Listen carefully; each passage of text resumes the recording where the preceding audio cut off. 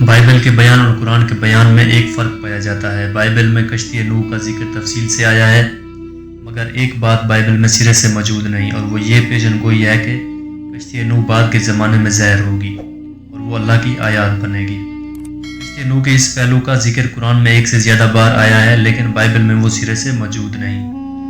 اس بات کا اشارہ تھا کہ قرآن کے مومنین بعد کے زمانے میں کشتی نوح کو تلاش کریں اور اس کو دریافت کر کے بعد کے لوگوں کے لیے اس کو حجت بنا دیں۔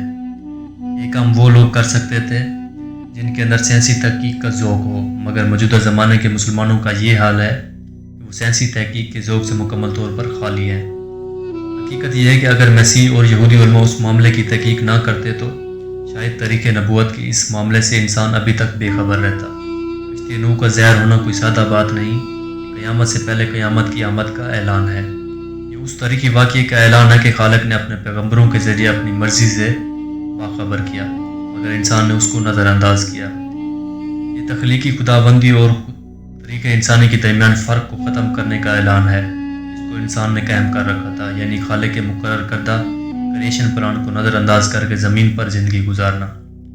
قیامت کے دن حقیقت کے کلی ظہور کا دن ہے، اس سے پہلے کشتی نوح کا ظہور حقیقت کے جزائی ظہور کا دن ہوگا۔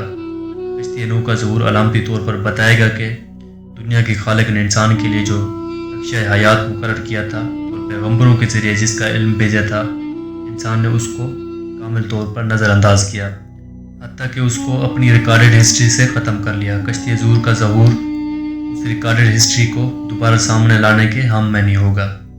یہی وہ وقت ہوگا جب کہ خدا کی محفوظ کتاب قرآن کو تمام انسانوں کے سامنے لایا جائے، کیونکہ قرآن واحد کتاب ہے جس میں پیغمبر کی طریق اور خدا کے کریشن پلان کو واضح طور پر بتایا گیا۔ کشتی نوح کا ظہور انسانی تاریخ کے ایک گم شدہ باب کی دریافت ہوگا، اور قرآن تاریخ کے اس گم شدہ باب کا اتھینٹیکیٹڈ سٹیٹمنٹ ہوگا۔